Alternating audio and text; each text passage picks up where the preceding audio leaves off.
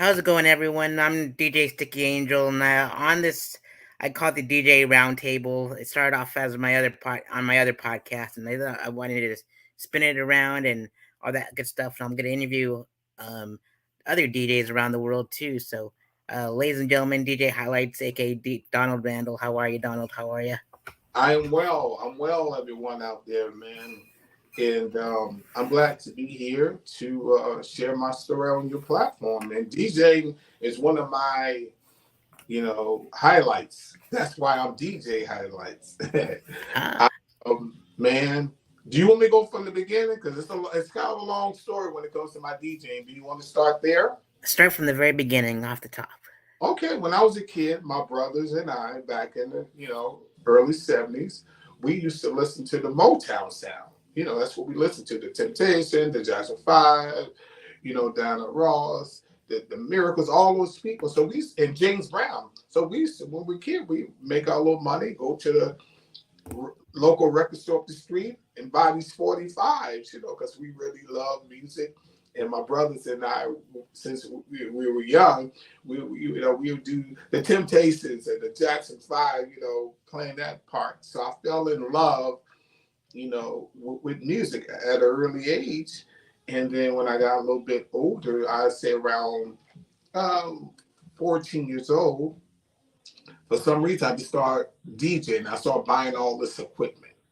And I was DJing back in the '70s. So it was, you talking about all this bulky, heavy equipment.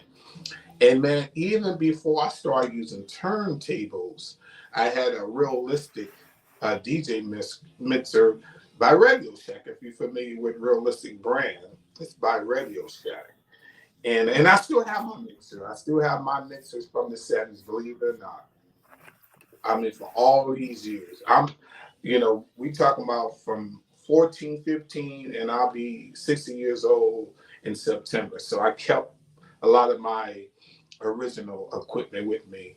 And, but anyway, I was DJing, with cassettes before I started doing vinyl records back in the day, believe it or not. I had this mixer and I had these two double cassette decks, and I would just go back and forth mixing on that and DJing parties, man, the best way I can. Then, as you get older, you start learning more and more about equipment, what to buy, how to be more professional. So DJing has came a long way, as you know now, man. Wow, you talking about with a phone you can DJ, you know. And of course, you got the streaming. I have so much equipment on all levels when it comes to my DJ service that I'm putting together. I'm putting actually a professional DJ service. Um, and so I've been out buying equipment and learning more and more about the latest technology. I was surprised yesterday that I get an email blast from a company called oh my god. Anyway, they sent me their link. Now you can DJ off your iPad or your phone with two turntables, and you don't need a computer. Just your two turntables in your iPhone or an iPad. Algorithm is the name of the company. It's called DJ Pro. I don't know if you heard of that app. It's for PC and Mac, and they you can do videos, of course, and audio. But now they got it to where I'll send you the link later on. They got it where you can have your two turntables and your mixer with an iPhone or iPad, and you don't even need a computer to do some professional mixing. With the vinyl sound, scratching, and everything. I was like really surprised, and yeah, man, DJing is my life, and it's been good to me. And I'm going to take it to another level that I'm working on right now, man, because since the pandemic, a lot of people went after DJ Nice started doing his streaming thing. He reached all those, followers and people listening in. Then a lot of other people came out and tried to do the same thing. They could not reach what he done because he was the first. So a lot of people are more interested in DJing now. I noticed, and it can be a fun thing. To me, DJing is meditation to me. I have collected so much different medias of music from vinyl records. I have a huge collection. I still collect music. I have CDs. I still have my cassettes.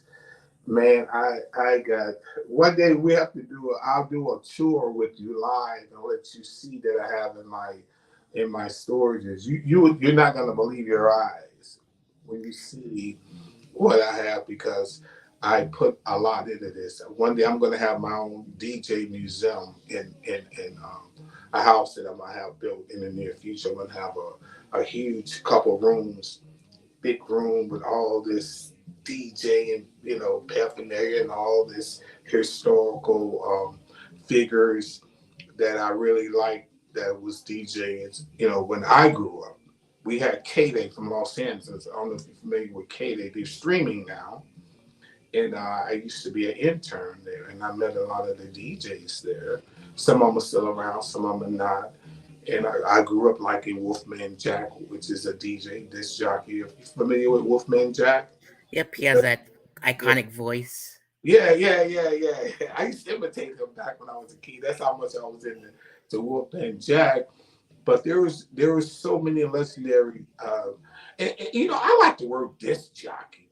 I know DJing is kind of cool, short, but I'm old school cat, so I like disc jockey. I'm a disc jockey. I got a line of t-shirts I'm putting together about this with the word disc jockey and then DJ is small on the side and stuff like that because that's what it is. It's for those who don't know who are a DJ, it means disc jockey. You playing that disc and you're jocking it, you're spinning. I like the word spin, man, because that's what I used to hear back in the radio station at K-Day when I was an intern there back way back in the 70s, man. And yeah, it's come a long ways, man, and all over the world, man. Spending on vinyl again, which is a huge thing right now. Vinyl is it's like the kids and just about everybody is out buying vinyl again, and they're spending vinyl again, which is good. And so you can incorporate vinyl along with your MP3s, and you can do a good set. Because that's the model that me personally being an old school DJ, I'm gonna have probably like 50 vinyl of stuff, of funk, old school stuff. 'Cause that's what I personally spend. The other DJs that's gonna be working for me, they do the hip hop and everything else. But I'm a soul, old school soul funk DJ. That the real good soul music that just cuts through you, and that's the crowd that I personally will spend for. I'm not for everybody. You know what I mean? I'm going for more mature soul crowd people that's just want to like dance and not necessarily dance. They just want to just chill. They just want that live DJ there because I'm an act as well. I'm not just a guy up there just spinning records. I'm talking, I'm telling the history, I'm making announcements, so the corporate people that I do work with, that's what they love me for because I'm not just playing music, I'm talking, I'm making an announcement, I'm complimenting, whatever what's going on at that time, and that's what a DJ does. He's a commander. He's supposed to take control over what's going on. People hire you to DJ, but you got to get more than just spinning music. You got to put your heart, your soul into DJing. And people like that. People like, man, you are great, man. Are you available on this day? I got people get married, graduation, proms. I get all kind of offers based on just being a personality. You have to have a personality actually, and it pays off, man. It really does pay off, and I'm just like proud to still be here, man. Seeing how uh, the equipment and everything, um, you know, just taking over. You know, like I said, with an iPhone, I have an app, this algorithm app, man, and this thing does wonder. You know, I have a what is it? Let me see, I got so much equipment. Oh, I got this Pioneer um, DJ gear. You can sit your iPad into the slot, or you can slip your iPhone in there and actually DJ off this app, and it's just unbelievable. And you just Bluetooth to some power speakers, depending on what kind of gig you're doing, and you actually are DJing. You know what I mean? With a phone because streaming through Tidal now. You can stream through Tidal. That's the service that I use. And if I'm not using my MP3, because I have these MP3 DJ mixer as well, and it has the CDs, MP3s, so I could just put all my music on two different MP3s, USB sticks. I got all my music there, no computer, no nothing. It's just me. It's one MP3, mixer in my speakers, and in my mic, my table. I'm there. Lights, if it's, cost for that or whatever. But it's just so compact these days. It's really, really amazing, man. So what's your favorite format of DJing? Oh, myself? Well, I'm just a DJ at my local. I'm a DJ for the comedians that. Okay, So like they pick their music that they want to walk up to. So it's like pro wrestling, and so like they we go from like Soundgarden to New Shoes to like DMX to Guar to like where like everyone picks their song to go up to that pumps them up, and then got you. yep. What that let me. I gotta ask you this. So what do DJing do for you? Why you do it? Why do I do it? Because like they do that at comedy clubs, and like no one does it. Like it's rare that it happens at like an open mic, And so I'm like, why don't I prepare them for a comedy club? And so that way, when the DJ at a comedy club says, "Hey, what song gets you ready for the stage?" Like, and then they'll be ready for that, and then and then they can rock a full like we perform in front of like maybe like between 4 to 20 people sometimes. I usually go up and like in front of 4 people because it's like I close out the mic, Got and then I'm like, whether you're performing in front of 4 people or 400 people, it's you still got to go up there and perform and give it your all. So, and the music really helps put them in the mood. Yes, yes. Yeah. Music, as they say, is an international language, and it's, that's I don't know if you know, but I make music too. I have a recording studio here, so I always been a musician. It took a back seat, because I was managing, an actor comedian by the name of Rudy Ray Moore, a.k.a. Dolomite, for so many years. So I was not DJing like I was supposed to. I was not being a musician, but since he passed away, I found myself again. I'm rekindling the idea of being a DJ, musician, because Oh, Donald's um oh, blacked out, but now he's back again. All oh right, so give us the recap again of like how you met Dolomite and that you found yourself again. yeah, yeah. I found myself after the late great Rudy Ray Moore passed away in 2008. Because I was handling his career for, like I said, over 35 plus years. So I was just doing that. So I found myself back into DJing. It was 2012 actually. I was at Costco's, and I saw this big box, and it had everything in there by Edison. It had the mixer, it had the poles, the speakers, the cable, headphones. It had everything in there, and it was just for like a few $100. And it's really a nice unit. It's called Edison, and they don't put those combat uh, bowls together anymore. They have everything in a visual, but that was the best thing that happened to rekindle my DJing career again.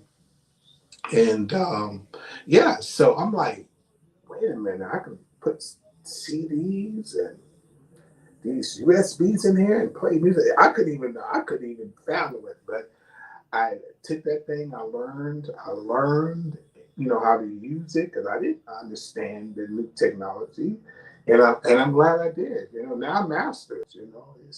It's amazing what you can do with these new mixers. There's so much stuff out there. From the regular controllers to these big, huge, units that you can pay, three, four, $5,000 on, for the clubs, for the festivals that people DJing on. So it ranges from, who you are and what you do. And it can be a great living. If it's something that you love and you're using it as a business, it's a marriage that you cannot beat because you got like wedding DJs, you got DJs who do bar mitzvahs, and they do very well. They make a good living. Those uh, club DJs in Vegas they make some of them. I'm hearing it makes 50, 60, 50, 60, 100,000 a year in Vegas being a DJ. Believe it or not, it takes a certain level getting there. It takes some time getting there. I'm sure some politics as well. But can you imagine you're a resident in Vegas DJing and you're making over 100 grand just DJing? Come on, man, that's the life. So Absolutely. yeah, so like I said, a regular cat that's doing his community. If you work in another gig and you DJing, you making you know, hundreds of dollars, weekly, thousands a weekly, whatever. Hey, it's up to you. What level you want to go? Because people need DJ. You need a DJ. I mean, like I said, there's so many, holidays and things that's year around. As you know, New Year's is a big day for a DJ. Halloween, people looking for a DJ, So if you got that playlist together and you got your act together, you can go out and serve the people. And every year, it's like, we want you back. We want you back, And that's what it's all about, man, being a disc jockey, not a DJ, a disc jockey. Absolutely. So, how did you get the name DJ Highlights? Well,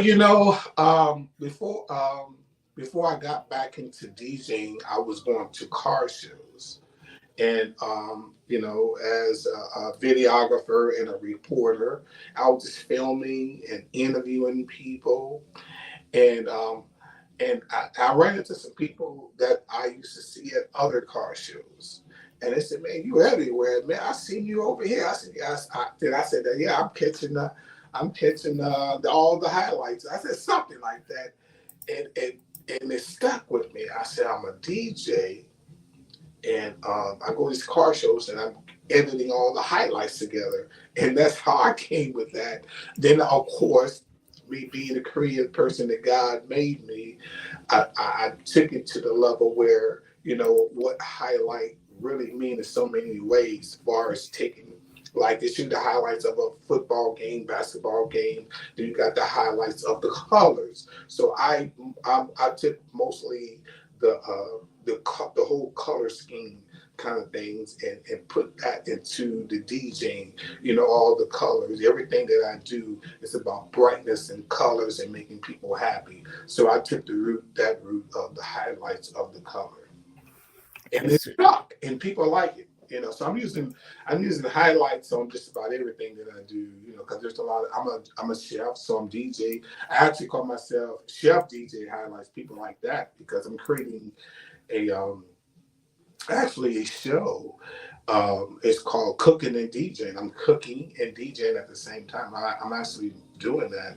And when I get into my new facility, I got my kitchen is actually going to look like a club, and I'm actually going to be cooking and DJing, a weekly show that I'm putting together with some people, and I've been putting out some videos here and there. This for fun, little short stuff. We still don't have the set that we want just yet, but it's gonna be out of this world. I'm gonna entertain people. I'm gonna, like I said, my goal is to take DJing into a whole nother level, to a whole nother world, actually, because I'm enjoying it. I'm in love with DJing and talking to other DJs, like yourself. When I go out for fun, I make a point to go meet the DJ. If I'm at a club or there's a DJ where I'm at, I make a point to say, hey, you doing good? I'm a DJ, and keep it moving because it's a respect thing. It's like, it's like being a fireman, a police officer. You acknowledge each other. That's what DJ's supposed to do, and acknowledge each other. Hey, man, you're doing a great job, and keep it moving, man. Absolutely. And I was reading on like your website that your music your passion for music was from your first guitar lesson with your dad. And what are some of like your favorite songs that you played on guitar growing up?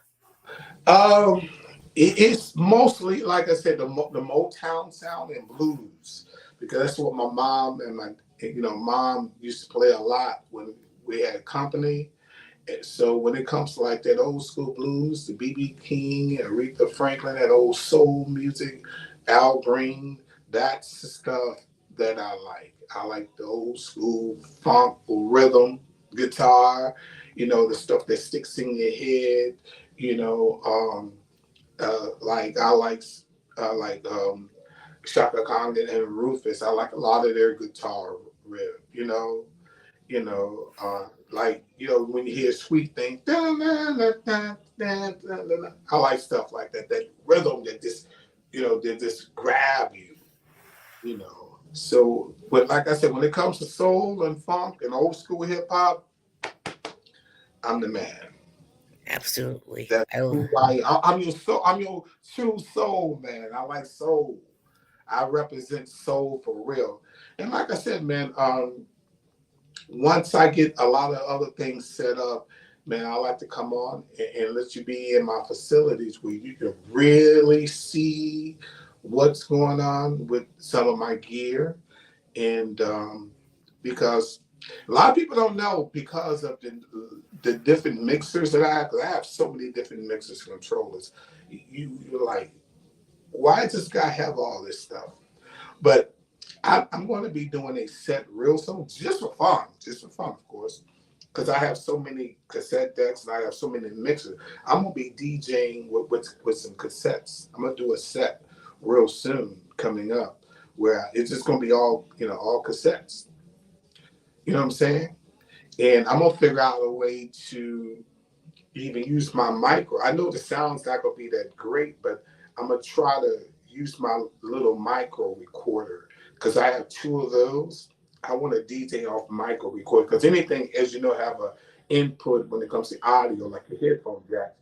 You can put it into your headphones and take your RC out to a mixer. Can you imagine DJing off those micro cassettes?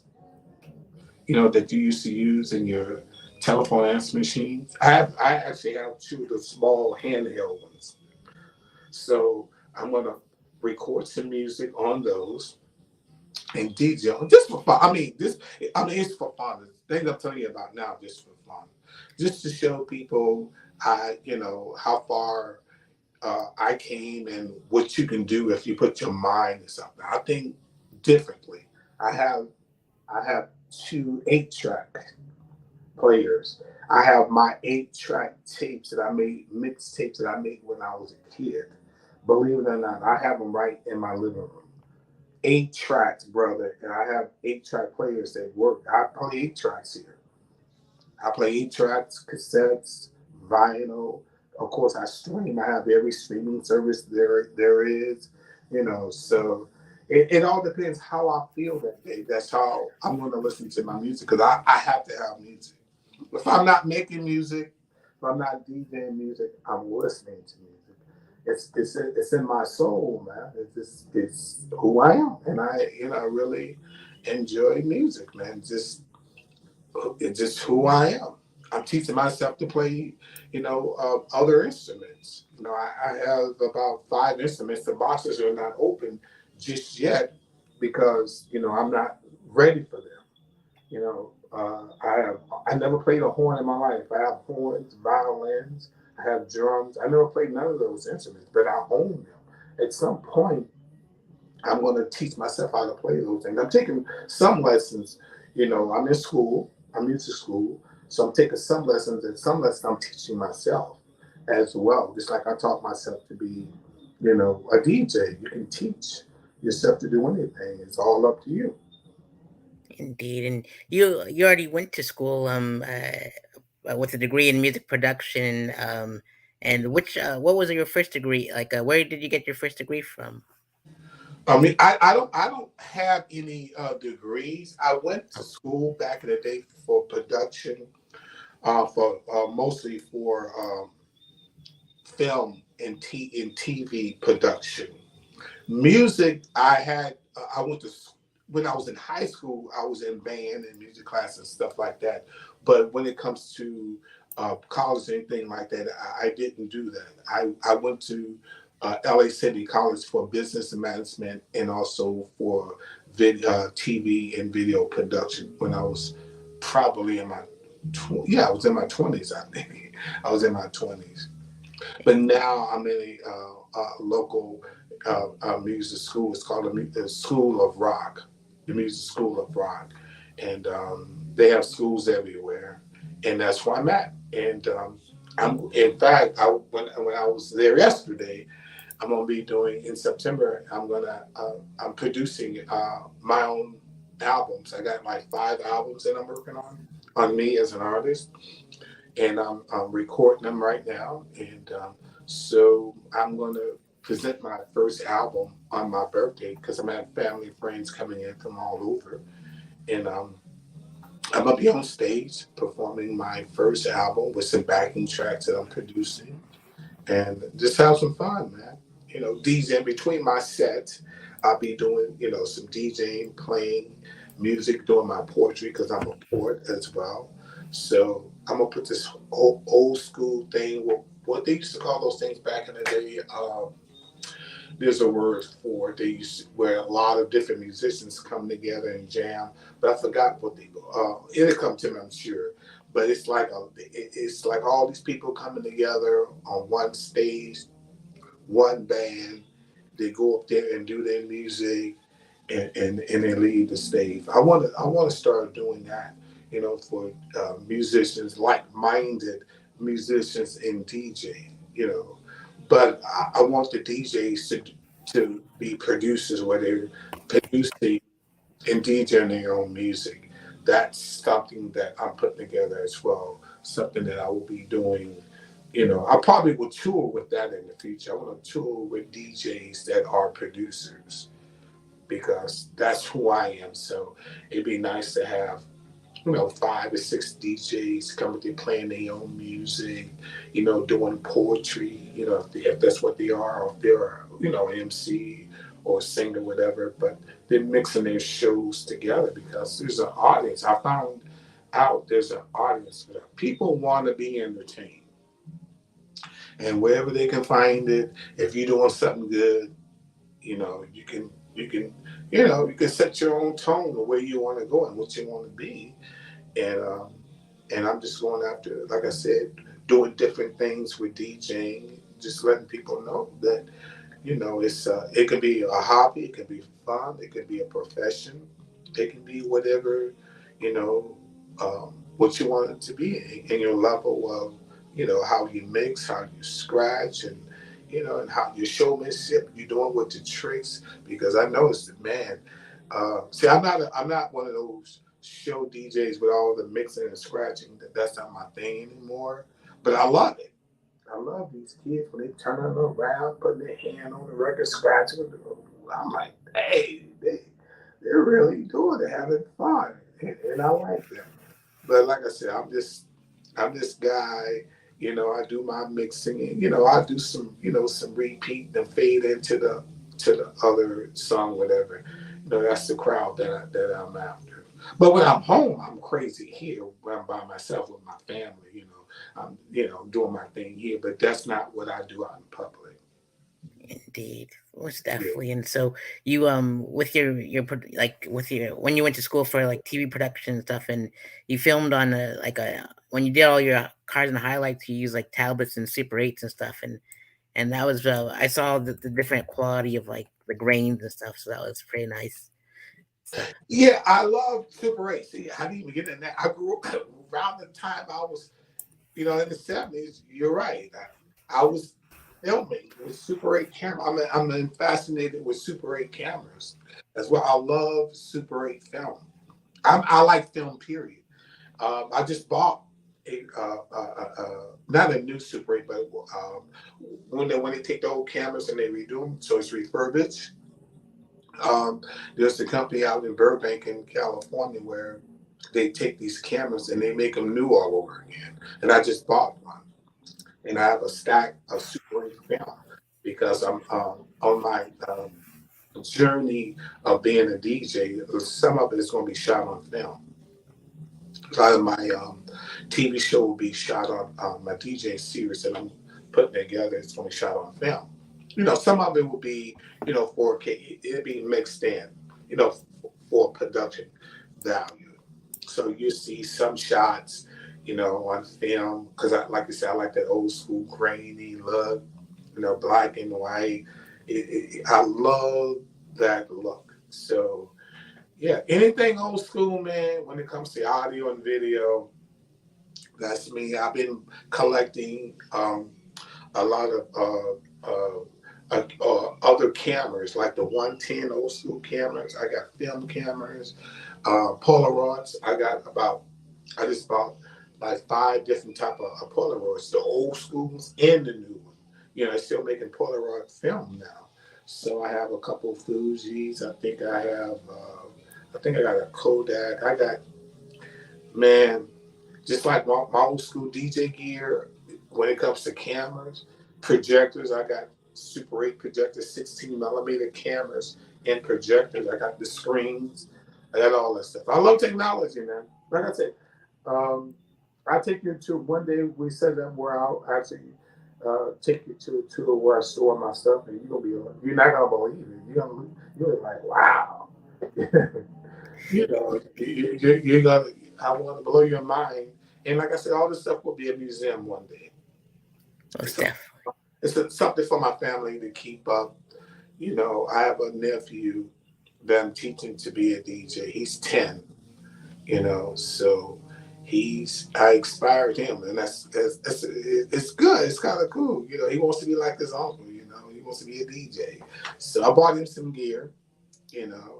And so he's coming to visit, in about a couple of weeks, and he's going to be here for 2 weeks, and with the other family because he doesn't live here where I live, so he's going to be. I'm going to take him around, to what I used to do when I used to go to buy a record. We go to the record store, buy some records, come home. I'm gonna teach him how to use the turntable the correct way, and how to use the mixers and stuff like that. I sent him some stuff, but I want him to see the pro level stuff, so he can, one day say, hey, I want to do this for real. I'm doing it while I'm 10, but I want to do it, when I'm 20 and 30 and 40 and 50 till I can't do it no more. You know what I'm saying? So, yeah. Indeed, and I was looking through all your videos with all your highlights, and when you shot, you went to like the Felix Chevrolet car show, the flying car at Bob's Big Boy in Burbank, Big Boy's Peace Ride, Trophies, Bikes, and More in Whittier, Woodley Park, a Lowrider Story Short, Video Motorama car show. You got to meet Mad Mike from Pimp My Ride and Gas in downtown Long Beach, and Santa Clarita, George Bear's Cruising Back to Cruise, Clean Culture Imports in Pomona, Long Beach and Motorcycle Show, Big Al Hoppin, and Nitro Cool. And what are some of your favorite stories from all those places that you uh, filmed at? Wow, man. Um, I remember like yesterday because I have all the original tapes from all those shows. I'm lucky to transfer a lot of it on hard drives as well. So I can't believe some of all the stuff that I've done. It is amazing because you just named off probably 15 years of my life and what you just said. And a lot of it I do I remember like up at the Motoroma show in Long Beach, you know, Mad Mike and I already knew each other. We've been knowing each other for years, but I didn't know he was going to be there, and I didn't know George Barris was going to be there. You know, for those who don't know, George Barris is the old school original car designer. He did the Batmobile. You know, he built that car. He built the Monster car. I mean, all those TV cars for those shows and movies. And becoming friends with George Barris and his, you know, his families and friends was good. You know, we show up at different annual car shows, and I go to a shop there, you know, in North Hollywood, and and I got invited to a lot of private events. You know, like at Bob's Big Boy, they had what they call Batman Day. They had all the Batmobiles there. It was for EPK for the latest Batman movie. I forgot which one it was, but it was for the Tumbler, you know, the latest one they had at that time. And for them to have all the Batmobiles there, and I got the call. I personally got the call because it was not for really. They knew people was gonna see all these Batmobiles and all the camera crew because Warner Brothers was actually filming, you know, this production there. But they allowed me to go over there and interview the guys, and I shot a lot of it on Super 8 film.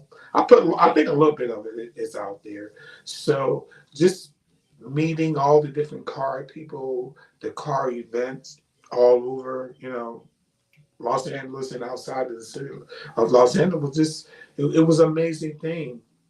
It's like being a DJ, you know. I became, of course, the DJs that used to DJ at the car events. I've done some DJing at car events. I thought it was like the coolest thing because before I even thought about DJing at a car event, I was mostly there for the car, you know, to do the interviews and filming and taking photos. But I saw how much fun it was for the DJ. They, you know, of course, it mostly paid the old school, you know, music, you know, from the 50s and 60s, from, you know, those type of car shows. And it was just like the coolest thing, you know. They make an announcement for the raffles and, you know, what's going on. And it's just like, man, they just there having fun. And so mixing, DJing, going to car shows is, you know, is something that I'm doing as far as a production, you know, for a weekly series right now. So I'm taking all my knowledge and I'm marrying the car shows and DJing together actually, you know, for the future shows and car shows I go to, I'm going to have a flashback of a lot of the stuff that I already shot.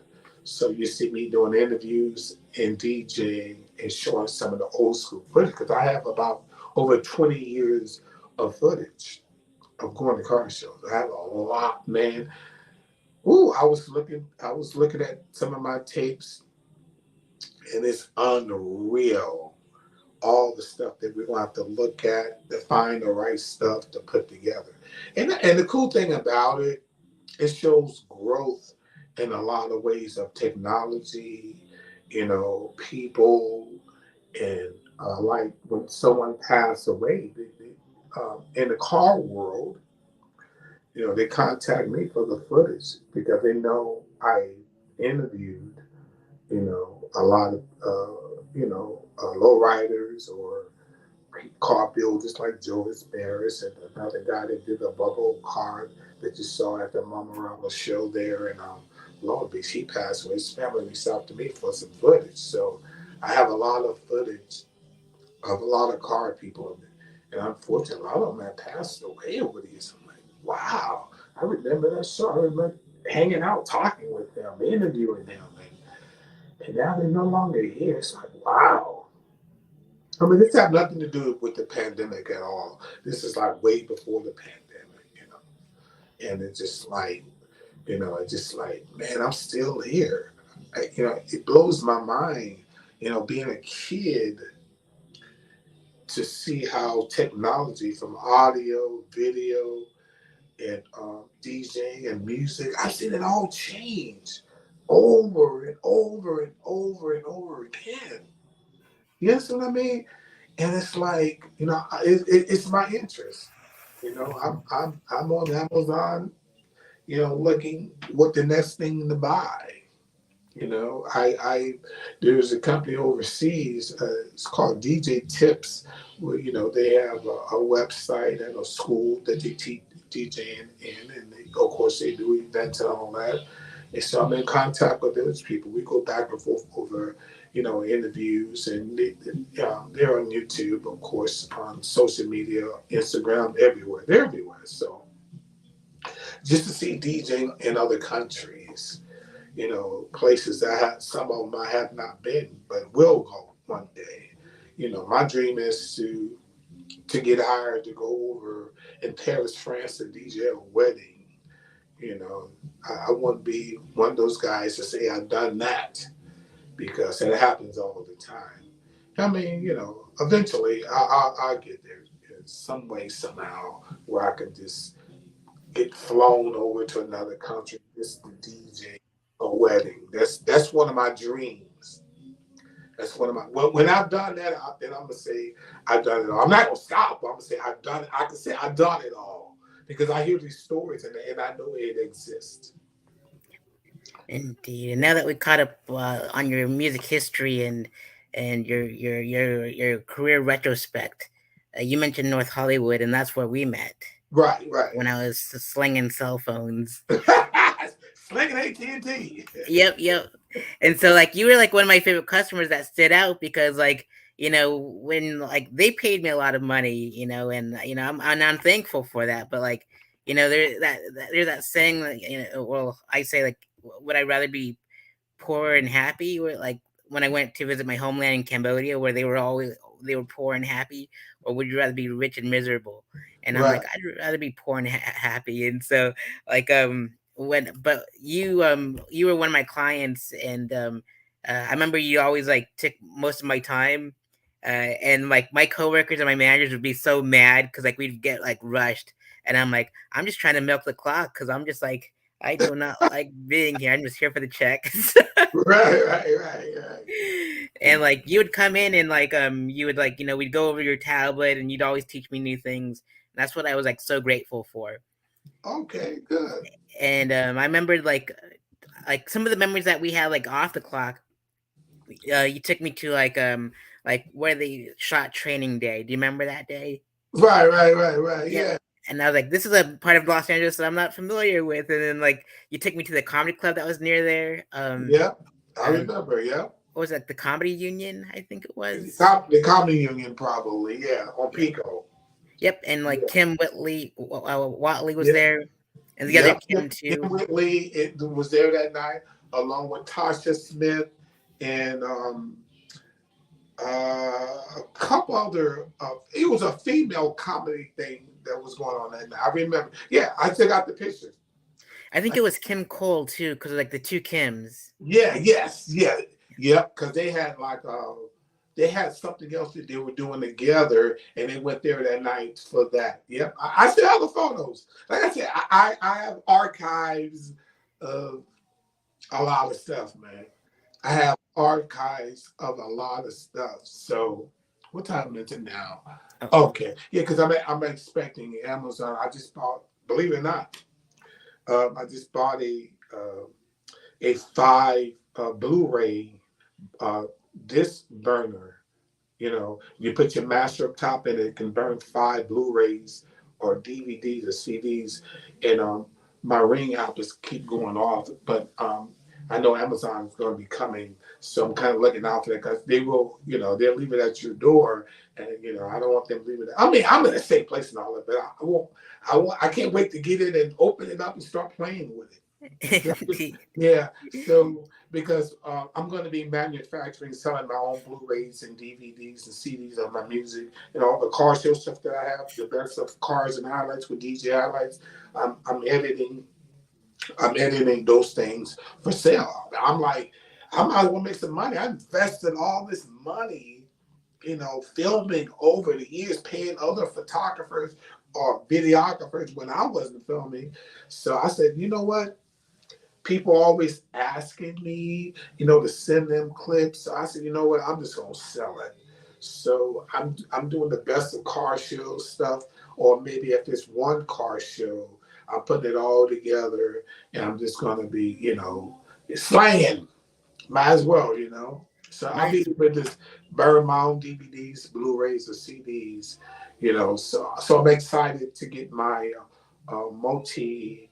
Uh, um, a burn. I guess yeah, that's what they call it, a burner. The towers. You know, I'm talking about the towers. You put one in, you put the blankets in, you hit that button, and it burns them fast. When it's done, they spit them out. You just keep loading them in. So, in an hour, you can burn probably 100 DVDs, Blu-rays, or CDs are quicker. When I was reading on the specs, the CDs take less time because you only just burning audio. When you burn the video, depending on how much you have on there and the size of the files, they can take a little bit longer. So I'm excited. That'll be going on the websites kind of soon. That the best of cards and highlights, with DJ highlights is available, Blu-ray or DVD. So when someone order one, I'll burn it. So I got blank the cases. I got hundreds and hundreds of blank DVD, Blu-rays, audio cassettes. I got the cases. I have everything. So when people order, I'll burn it, mail it out. Indeed. Yeah, And don't forget Bobby to got some stuff on you. I'm trying to think. Have I ever filmed anything on you anywhere? I can't think, but you just never know. Cause man, I'm telling you, man, I filmed so much stuff. Stuff I forgot. You understand? I was privileged because I was in media for a while. I don't know if you know that or not. I used to work for an entertainment magazine, and I was the journalist. So over the years, I've been fortunate to have really been in a lot of places and took pictures and an award shows for a lot of people. And when I see the videos, when I see the tapes or the photos or slides, I have all that stuff, man. And I'm just like blown away. I'm like, wow, I can't believe, I'm hanging out with Michael Jackson, I'm hanging out with Quincy Jones, and also Curtis Mayfield. You talk about I've been unfortunate, have been in a room, had a meal, hung out, or been invited with just about every major um, music star, producer there is at one point or another. And it just blows my mind, because a lot of them, God, I just can't believe, you know, a friend of mine was directing Princess videos for years. And so I start being, taught by her to be a music video director. I wanted to be a music video director, and a director in a professional way in general. So she took me on, and so a print job came up. It was the musicology a video. So I was there, on the set day one, and it was a scene where Prince was not going to be in that scene. I don't know if you're familiar with the video, but we shot on what's it? Was it Hollywood? No, it wasn't on Hollywood. It was Franklin in Hollywood. It was a scene where this kid rides up on a bicycle and he goes into the music store to buy, 45 records. So Prince wasn't in that scene.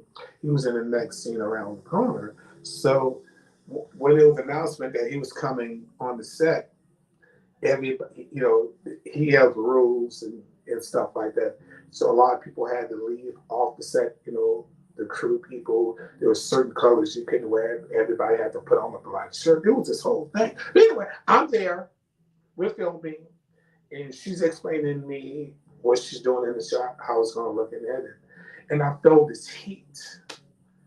And Prince had snuck up on me. Then he put his arm on my shoulder. And I turned around and I'm like, and I turned back. I just couldn't believe it.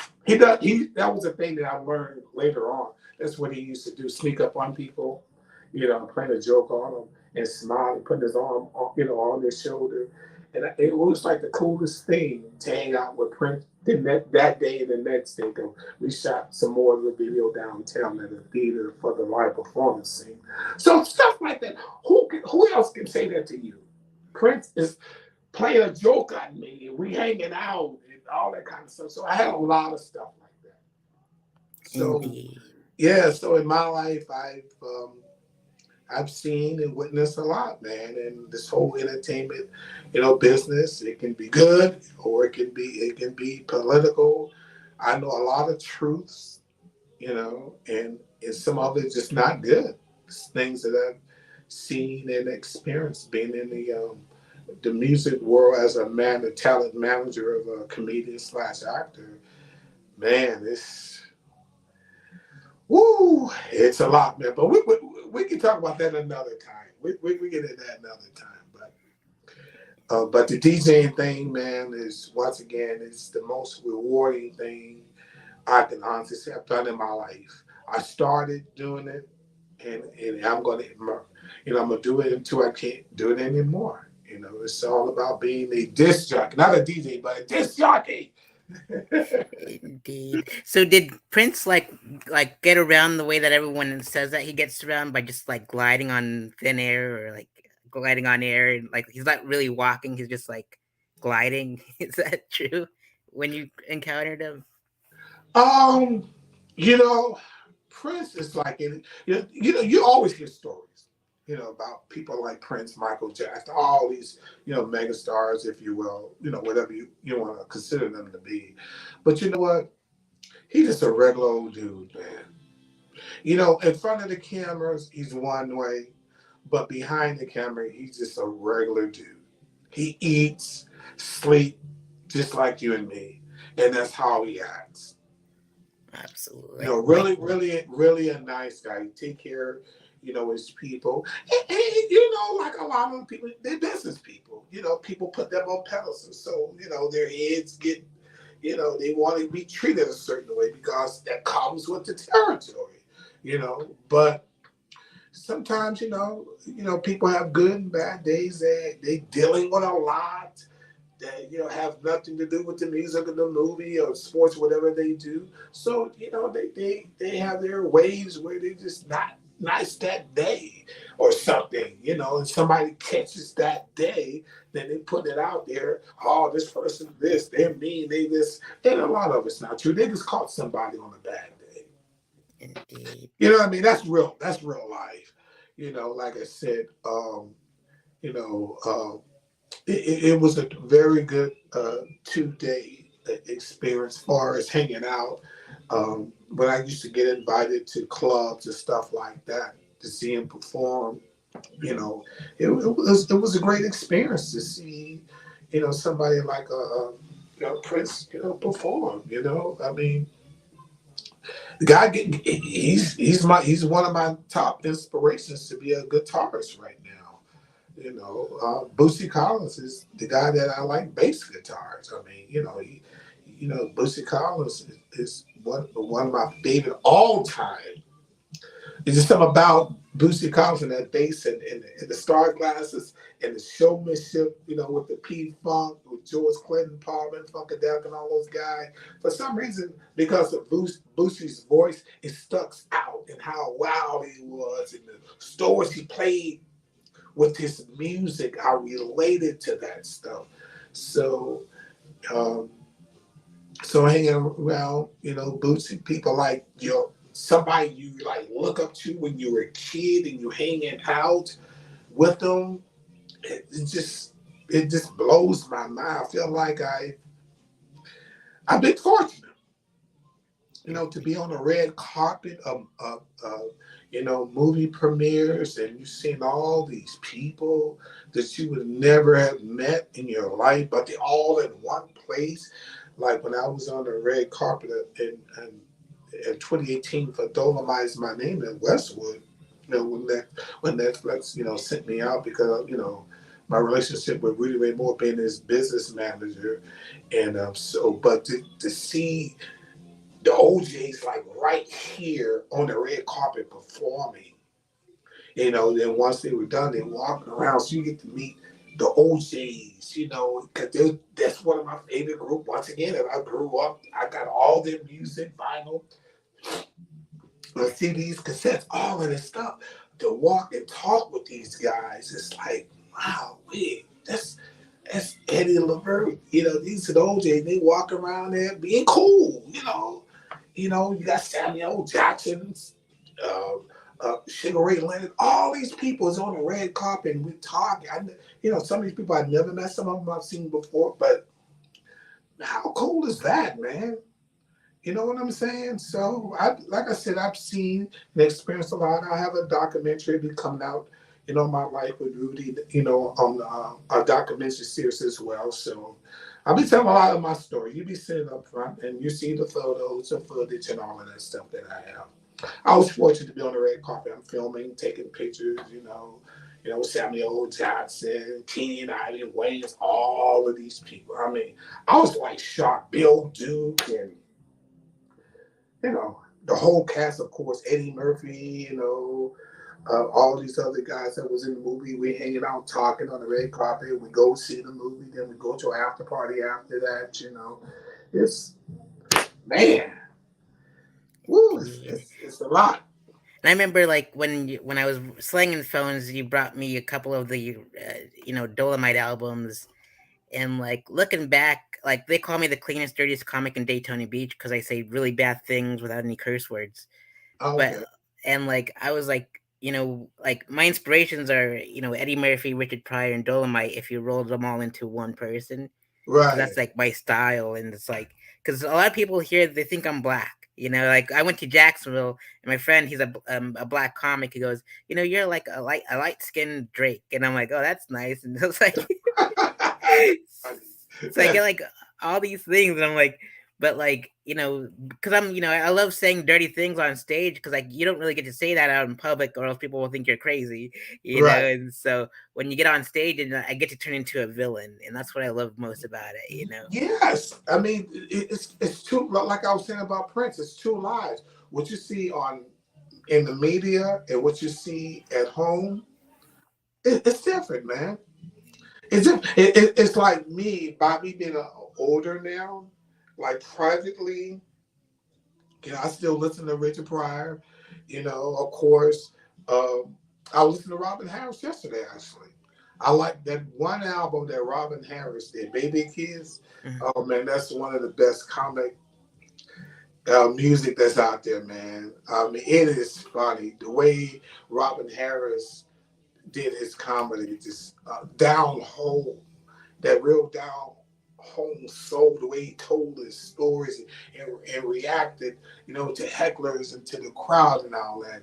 He, I don't know if you have it. Of course, you can stream it. It's called Baby Keys. Robin Harris, the only one album that he did, and I was listening to it yesterday. So I like listening to the crazy, dirty stuff in private. I changed, because of being a dad and being more spiritual now. I've kind of like distanced myself far as in the public of doing certain things. I'm slowly getting it out of my system.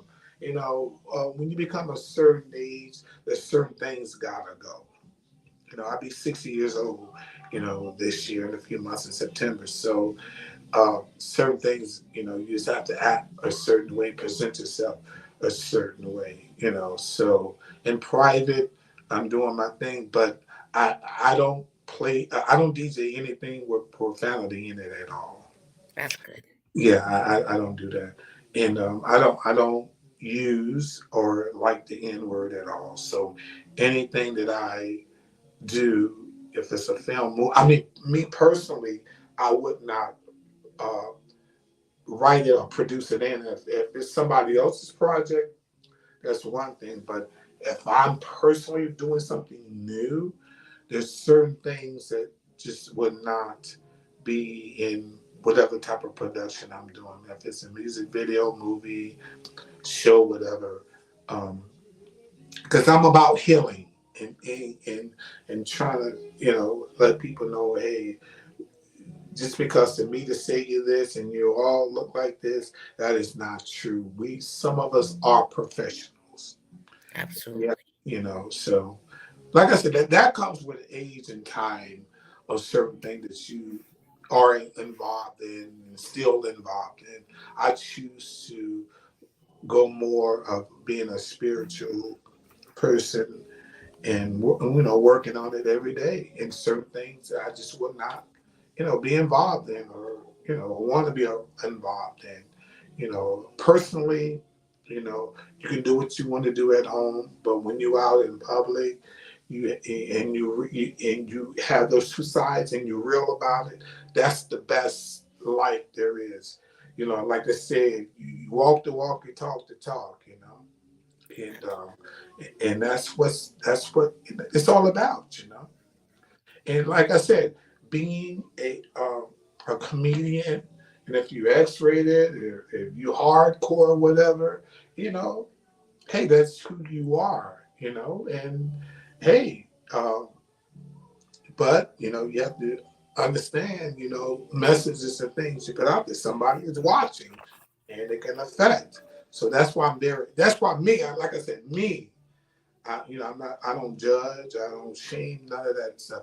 I'm just careful of what I do.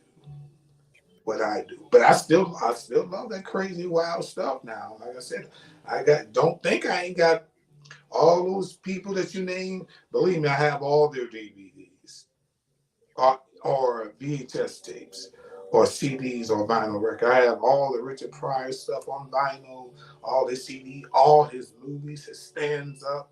I got, all the Dave Chappelle. I love the Boondocks. I love all that crazy. I love the come on, man, the Boondocks. Oh my God, I love watching that stuff. It just breaks me. It takes me out. It just takes me from reality. Yep. Cause it's so funny, man. It's so crazy. Some of the stuff they say, it's like, wow, did they say that? Like the Chappelle show, something totally different. How could you not? How could you not lose yourself of reality if you're watching? If you put in the Dave Chappelle DVD, you're sitting there watching the episode. It just take you away from your problems, from all the crazy day you might have had. Instead of taking a drink or drugs, you take some comedy. You watch some Chappelle. You watch the Boondocks. You watch. Remember the PJs, the old claymation TV show that Eddie Murphy had out? It's called the PJs. You watch stuff like that. That's a lot of stuff is being streamed, so you don't have to own it. You just have to find it. A lot of stuff you can on Tubi. That's why I watch the PJs. I'm like watching that stuff, and it's just so hilarious, man. About being in the projects with claymation, and they just over the top with the comedy. That's my high. I don't need drugs and all that other stuff to escape. Give me some good old school crazy comedy, and I'm good. Mm. Comedy heals. It really does, and that's why I love doing it. And and like I'm glad you don't say the N word and you don't like tolerate the cuss words in your like when you mix, and that's why I don't say those words. And like my friend that was black that called me the light skinned Drake said, if you said the N word, I wouldn't hold it against you because I thought you were black the whole time. And I'm like, I'm still not gonna say it. And so like and then like my buddy was like and we go, it's you've done stand up for like 7 years and you don't cuss. And they asked me why is that, and I'm like because I listened to Inspector Deck's verse on Triumph, and he doesn't cuss, but he's so magnificent with his words, Right, right, right. with Yeah, Socrates and philosophies and all that stuff. And it's like you don't really need to use curse words to get your point across. Because that's right. after a while, your ears become numb. It's like, what am I focusing on with all these f bombs and all Right, these right, n bombs? You don't need them. But all my buddies do, and so I don't judge them for it. But I'm like, if it floats your boat and it helps you get through this 5 minute set, then go for it. But me, right, I want people to like paint pictures with my words and get disgusted by it and be like, "This is unreal. This is not really happening." And then they pull me off stage, and because I respect the light, and they ask me sometimes like, "Are these stories true?" And I'm like, "Yep, these stories are true." And they're like shocked by it. And my buddies, they just like love looking at people's reactions because they've seen me say it a lot of times, just to see what other people's reactions, like people that's never seen me perform, what Yeah, their actions are. yeah, that's what Rudy Ray Moore used to say to say to me all the time when him I used to talk when we were on tour. He said a lot of the nudity of his album covers and the rhyming and cussing and talking about sex on his records was for shock value. He said he did it for shock value. That was his intention, and it worked for him. That's why he was one of the most sampleless comedians. I used to clear all his samples. That was one of my job as his manager is to handle the business. So um, when we were being sampled, or either in the studio with Snoop Dogg and Busta Rhymes or Luke or whoever, you know.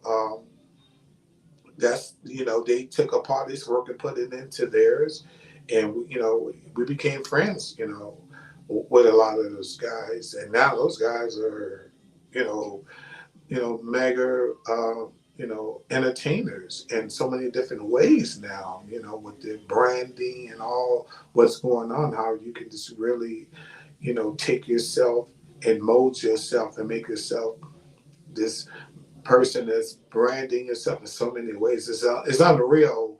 Like I said, I've seen entertainment, music, film.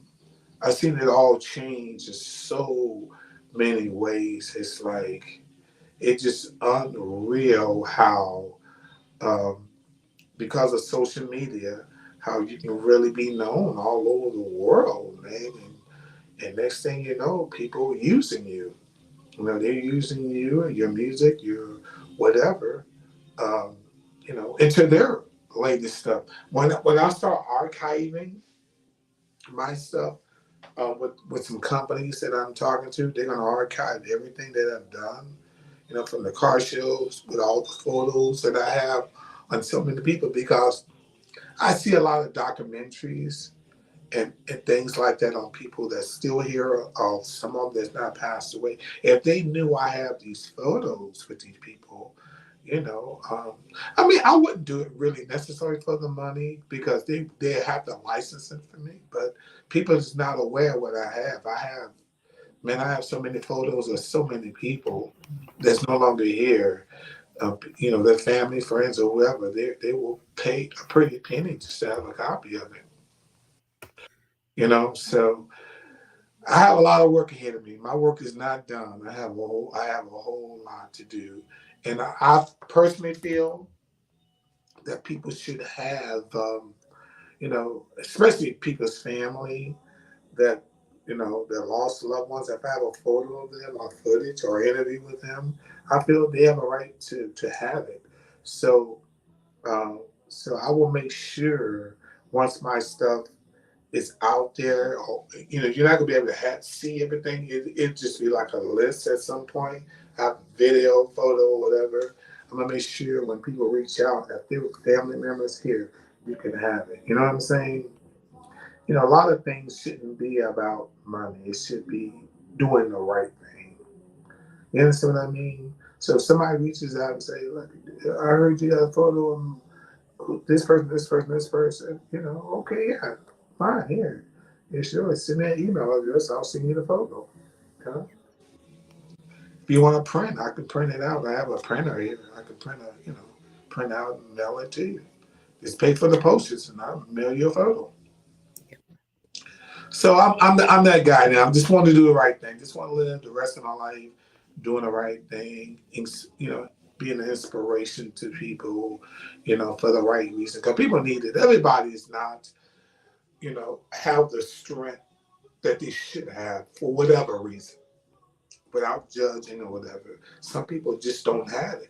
They need somebody like myself or you who willing to give and share. You never know what you may see to turn somebody's life around or to give them that strength to go on.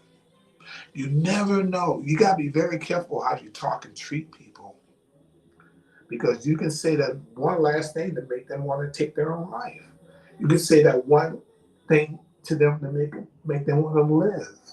So that's why you gotta be careful because you don't know what people are going through. You just don't. That's why I'm very careful what I say and what I do and how I present myself. For that reason, you just never know. Because Okay.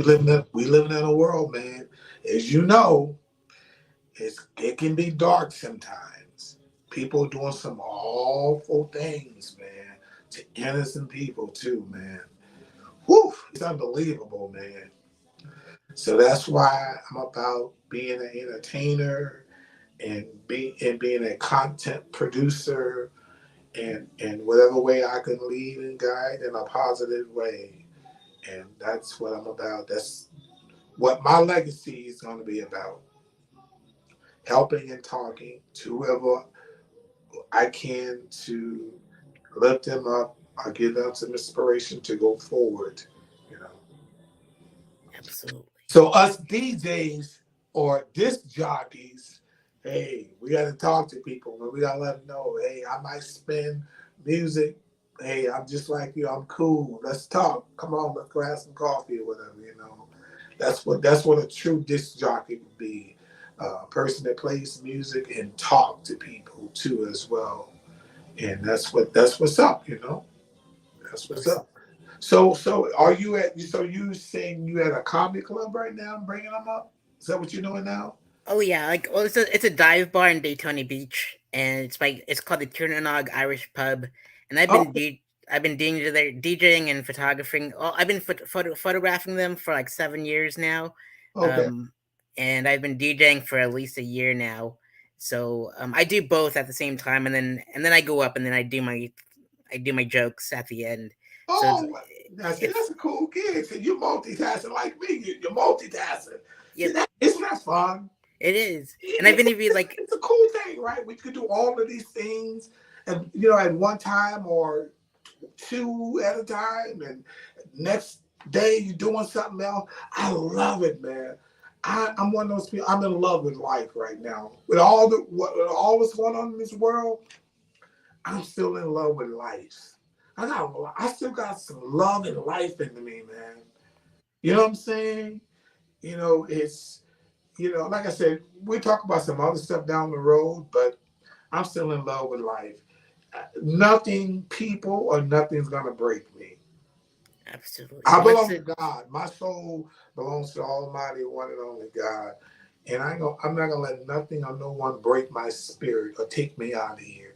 I'm not gonna be one of those people who gonna become stressed out and can't handle it no more and go crazy and all that. Not me, brother. Not me. yep, I and belong then to God, you know, and when I'm it's ashamed to say it. I belong to Jesus Christ, and that's it. You know, I'm a human. I make mistakes. I'm not perfect, but you better believe I'm doing my best to be the best that I can be for me and for God. yep, That's what's and up for me. God is a DJ too, so Yes, he is. He's spinning all the time. absolutely. He has an ultimate voice that speaks to the universe and beyond. Amen. But man, I would like to come down your way before the weather changes. How long do your summer weather, good weather, last there? I'd probably get here around like mid September or wait until hurricane season ends around October, November, and then come and visit because it's like a hurricane season happens between now until October, I think, or Oh, November. really? Yep. So they give us a warning, but sometimes they miss us completely.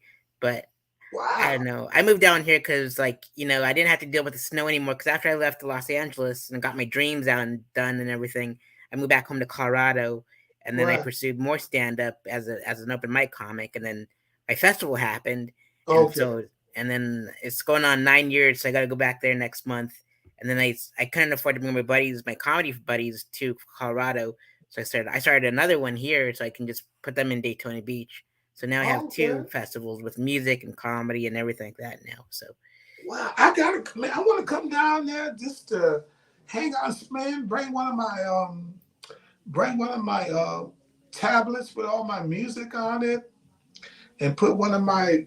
I got, like I said, I got the Pioneer. I think they call it DDJ mixer. You know what I'm talking about? The one that you put your tablet in.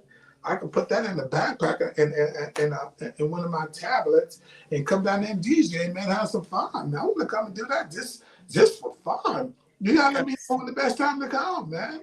Absolutely. I got some friends in DJ friends in Jacksonville and St. Augustine and myself in Daytona. You can just network with all the DJs and it's a really good DJ scene out here. So Oh, it's really really? nice. Yep, yep. Okay, I want to come down there maybe like 4 to 5 days, just like I said, just to hang out.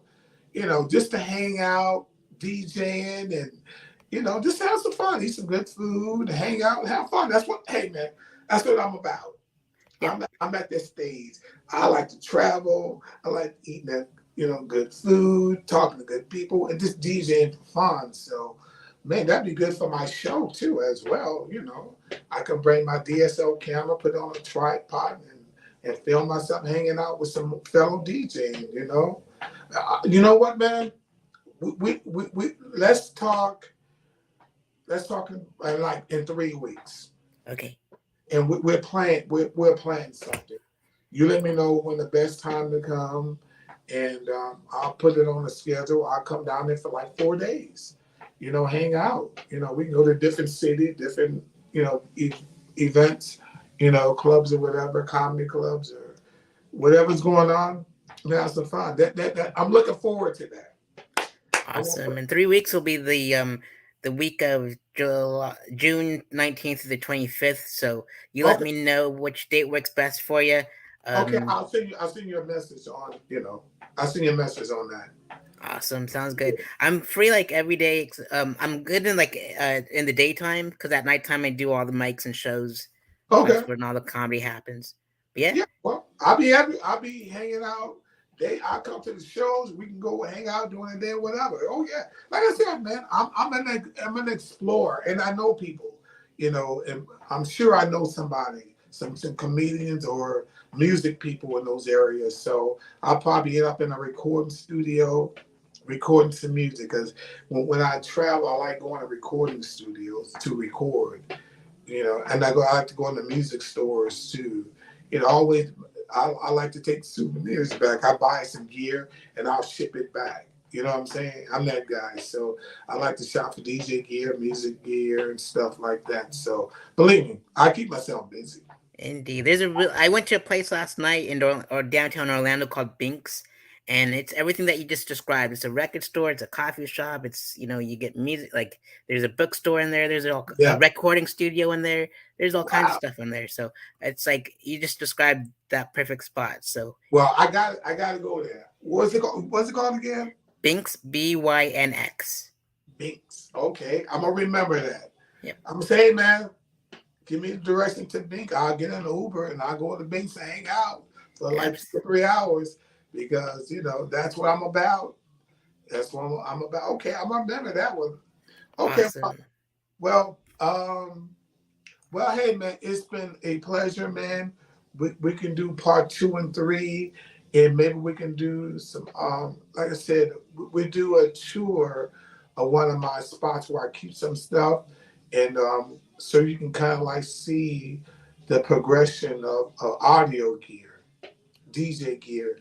Like I said, I still got I saw it the other day. I was going through some stuff, and I saw my old school realistic Radio Shack DJ mixer. I still have the box from one of them, and one of them I don't have a box. I had the real original one. They had the small one. Then I got the one that came out with the bigger one. I still have both of those things. They're in good shape. It still works. So I'll let you just see. I'm gonna hold them up so you can say, "Wow, this guy got some '70 DJ gear." I still got my realistic Radio Shack receivers, equalizers, all kinds of stuff, man. So I collect audio gear, and I think your audience will get a kick out of seeing somebody that has it all, because I literally has it all. in the media to go along with it. I just don't have the machine. I got the tape, the video, whatever, tons of it. I got beta tapes. I got blank beta tapes. I got blank. I got 3 beta film movie cameras. Are you Dang. familiar with that format? Oh yeah, I have a Citizen Kane beta tape out somewhere But packed up somewhere. are you familiar with the camera though? You probably never seen a camera, have you? I don't think I've ever seen a camera. So Hold on. okay. I got one. It just happened to be handy. So give me a second. Indeed. So while Donald's getting his Betamax camera, be sure to like, comment, subscribe, share all his links below in the description box below. And he's still waiting on his Amazon package to arrive with some more gear. And eventually, in like part 2 or part 3, we'll do a rig rundown for him, and so he can show us some more stuff. So that's his Betamax camera, beta Check, movie camera. check this out. Dang, that is old school. This is an old school Betamax movie camera. Look at that there. Wow, and it looks like in new condition too, so It that's is. It great. is. I got the manual. I got the tapes. I got the batteries. I got everything. I got the batteries for it and everything. Wow. I got the VHS one too. I got the the smaller, the mini DV cameras and everything. So yeah, so this right here, this camera here will make you a real filmmaker because you have to look through the eyepiece, you have to focus, so that you have to light it the right way. So when I decide to make a whole movie off of this, everything has to be done with a crew. It ain't like picking up an iPhone or a Galaxy or whatever, and you can just film and edit it. This here, it has to be lit. You have to focus. You have to really do everything. You have to, yeah, everything's got to be done. The real details on this. So this will make you a true movie maker. And believe it or not, I have 3 of these. I have 3. Dang. Yeah. So one day I'm gonna put a crew together and we're gonna shoot a movie. And I got maybe like 5. Oh, no, I'm sorry. I got probably like over 25 steel seal tapes. I got the tapes in the other room too. So and they hold. I think it's like almost 2 hours. It's almost 2 hours of filming. So and it's and the cool thing about these, of course you can rewind and go over it. You mess up, you can rewind and go over it again. I wouldn't do that because you might have dropouts. I mean, if you really gonna produce something for real, it's best not to rewind and record it because it can have color function, dysfunctions or dropouts where it comes in and go out. So you film, you make a mistake, you just start all over again. With a camera or these digital cameras, you can delete, and cut, do it over again. You can delete it and go over again because you already know you're not going to use something that somebody messed up. If you decide to delete. But this camera here will make you a true filmmaker. It'd be fun to have like have a comedy special filmed on beta. It'd be pretty awesome. You know what? Hey, look, man, I'm open to anything. You know what I'm saying? Like I said, I can ship stuff there and get on the plane, come there, and do and let somebody, somebody can shoot behind the scenes, if they want to, of course, with a mini DV camera or phone or whatever. But to shoot something like that, to see the real labor that goes in, I'm open. If you got some filmmaker friends that want to learn, because like I said, this is not for everybody because it's real work. You have to really put some time into this. So if you got some guys that know about these old school cameras, down in the future, I would probably want to do something like that, just to be the producer or director of a comedy special, because I love producing and I love directing. So I'll bring the equipment. You gotta have the crew. I'll show up. So we, Indeed. we can talk about doing something like that maybe like for next year. That'd be awesome. When when Hell, the when the time is right for next year, because only thing I got to do is show up with the cameras, um, and the tripods, and that's it. I got the tapes, the tripods, and the camera. That's all I need. If you got the lighting, if you can, because I don't want, because I can ship with me the three cameras, probably with the tripods myself, but lighting and all of that's just a little bit too much. So if you can get the lighting in the crew, I can show up with the cameras. I fund out of my pocket the tapes, to be able to produce it, direct it, edit it, put some DJ highlights, original music under it. In fact, that'd be fun. In fact, I'm looking forward to it. The more and more I'm talking about it, makes me look more forward to something. I like looking forward to doing things. So indeed. Well, let's you'll have put. to come next year then for my festivals, both festivals. One's in Colorado every July, and one in Daytona Beach every October. So that'd be Oh, fun to do them both. I'm looking forward to it, man. Thank you for giving me something to look forward to, man. I Yeah, well, appreciate that, man. Well, man, hey, I'm gonna get ready for my day, man. And now you're making me want to put this on a tripod and put a tape in here and do some focusing there because I'm gonna be in my recording studio next door. I'm about to record. I'm working on my album. I'm doing a couple poetry songs that go in between my tracks. So it'd be kind of cool actually too, filming on the beta. Huh. Look, you're making me want to pull this out, man. go for it. So, and Bebe's Kids is available on YouTube for free now, so you can watch that too. It is wow. Yeah, I got the DVD. I got the CD and the DVD. So, are you talking about the movie or the CD? The movie, but I'll listen to the CD too when we get Oh, out of here. oh man, you got. I mean, it's on Apple, Spotify, it's everywhere. Oh, you got to listen to Robin Harris, man. That was his one and only album, and man, it is funny, man. In fact, while like when I'm setting up to record, I always play Richard Pryor or Robin Harris or LaWanda Page. LaWanda Page that played Anester on Sanford and Son. I got like 4 or 5 of her albums. Yeah, her stuff is up for streaming too. LaWanda Page. Are you familiar with her?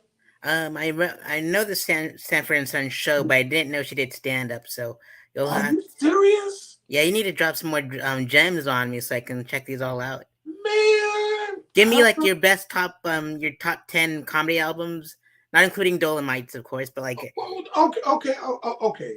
Let me see. Okay, LaWanda Page, she has probably like 4 or 5 albums. Of course, Red Fox. A lot of his early stuff is funny as hell. And of course, Bill Cosby as well. And then you got even George Carlin. George Carlin stuff is funny. His DVDs, his specials, man, you better watch you some old school George Carlin. That man was a fool, boy. I love Mr. George Carlin. Then of course, all come on, I got the box. Oh, hold on. Are you? okay, sounds good. You got to. Everybody, every comic must own something. I'm gonna bring it. Give me 1 second. He's gonna go bring that. So it's great to drop gems on these interview series and stuff. And DJ highlights, DJ Sticky Angel. We'll get to how I got my meaning later, because I didn't come up with it. So, but my friends did. But yeah, so be sure to watch all those things that Donald Randall said to go watch. And it's great to catch up with him after all these years. It's been like 10 years that we last seen each other. So good times were had in Los Angeles, going to comedy clubs, going to where they shot Training Day and the projects and on Pico and all that stuff. And helping him out when I was slinging cell phones and helping him occupy most of my time because I didn't want to be there. So, but I had to pay the bills, put a roof over my head, all that stuff. But yep. All right, I'm sorry it took a little bit too long. Come on, man. Every comedian, you gotta have the Richard Pryor box set, man. Wow. You got, come on, man. You got to have the Richard Pryor. I mean, they won a Grammy for the packaging of this thing. Rhino Records is the company that put this out. I mean, it's look at this booklet, man. It is a hell of a booklet, man. A lot of old school pictures, photos, and stories. It's a little bit on the thick side. Oh, I gotta pull it over here. It's a little bit on the thick side. I mean, it's showing a lot of rare stuff in here. The great Richard Pryor. Then they got this. You take it out of the box. This piece here, and I'm trying to be careful with it because I think they did some shifting. I don't want them to hit the ground. And check this out. They have it. You open up like a wallet. But anyway, all his comedy records are in here, along with some unreleased stuff. They slide. They got them to let me. Oh, I just dropped one. I'm trying to. But anyway, all his albums are like into this wallet style kind of a thing.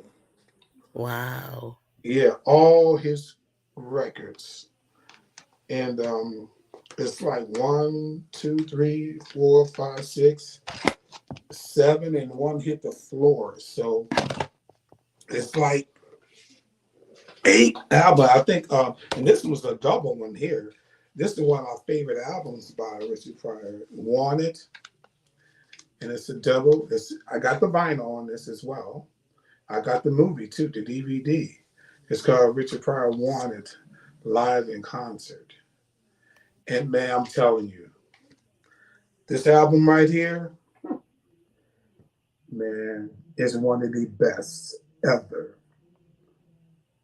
recorded live comedy albums. I'm telling you, brother. If you are depressed, you put this on, it's gonna take you out of your depression. You understand what I'm saying? This album here is like the only one that I constantly play over and over again. This is one of his most favorite. This was way before the one, and this is the one right here. He's wild up in San Francisco on that one. So yeah, so it's a bunch of them, and a lot of these are stand up, videos too. They're videos, as well. So like this was a stand up movie live on the Sunset Strip. I see you can see this on cable. This is I think. Well, I'm trying to think. Oh no, actually the one I just showed you.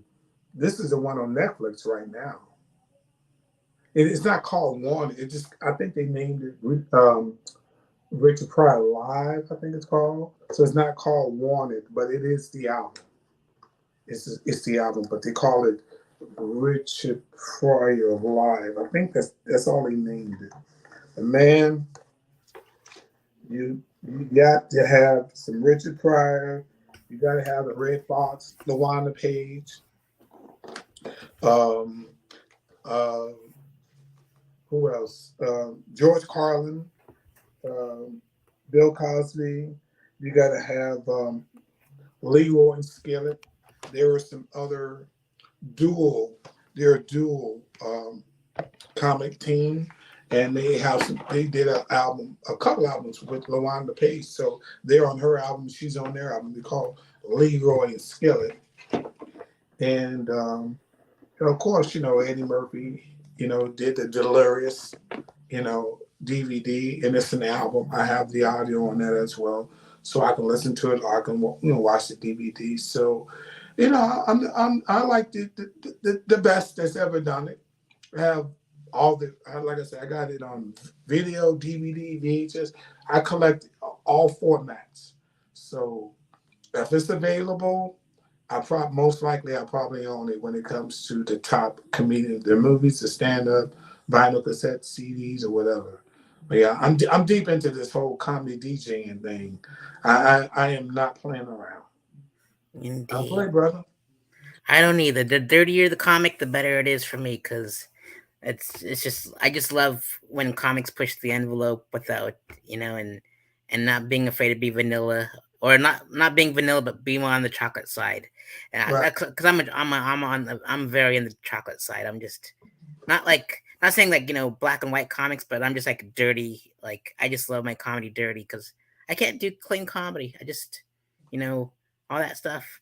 I'd much rather get like scared by the taboo stuff and see how, like the wordplay and the storytelling and like how far can you push the envelope without Right. pushing it completely off the table.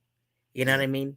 Well, I can tell you right now, they're telling you from 1968 to 1992, Richard Pryor complete audio set on Warner Brother Records, man. 68 to 92. And this man's work on this 8 CD set, man. And I'm telling you, brother, it is worth it. You can buy this on Amazon. It's still available on Amazon. So some of them probably used. It's a lot of used stuff that's not being manufactured anymore.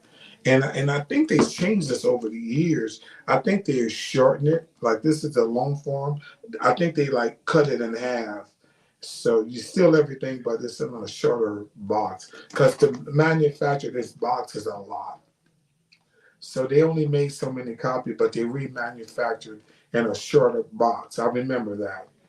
And they actually won a Grammy just for the packaging on this, which is well, deserved. It was worth it because they put a lot into it, man. They did slap this together. I mean, you know what I'm saying? This is one of the first box sets that really made some noise. I mean, they really, really, I mean, detailed it. Look, man, look how they detailed this thing. From the spine, from both sides, you know.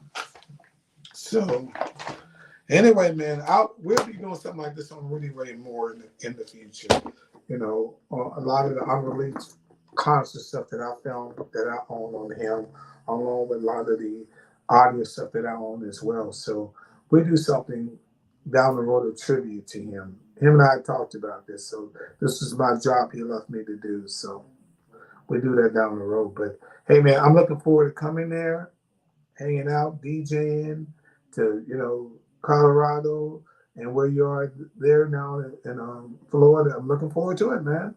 Absolutely, that'd be awesome, Donald. And thank you so much for being my guest on the DJ Roundtable. I'll keep it at that. And as my guest, I'm DJ Sticky Angel, aka DJ Sticky Anal. If you hug me, your clothes will get pregnant. That's not my words, but my friend's words. And so, That's right. good stuff. All right, DJ highlights. We'll All we'll right. continue this in 3 weeks.